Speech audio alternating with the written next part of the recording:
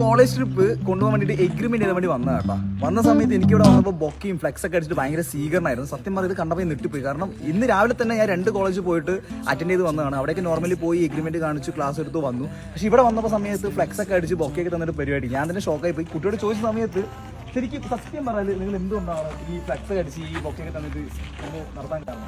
നമ്മളെ കോളേജിൽ നിന്ന് ഒരു 500-600 കിലോമീറ്ററിന് മുകളിൽ ആദ്യമായിട്ട് ട്രിപ്പിനോട് അതായത് മെയിനായിട്ട് നമ്മളെ കോളേജിൽ നിന്ന് ഒരു 10-20 വർഷം മുമ്പാണ് ട്രെയിനിൽ തന്നെ യാത്ര ചെയ്യണം. അതിനുശേഷം എല്ലാവരും ട്രിപ്പ് പോയിട്ടുണ്ടെങ്കിൽ 600-500 കിലോമീറ്റർ. ചുരുക്കി പറഞ്ഞാൽ മൈസൂർ, കോഴിക്കോട് കോളേജ് ആ ലെവലിലേ പോയിട്ടുണ്ട്.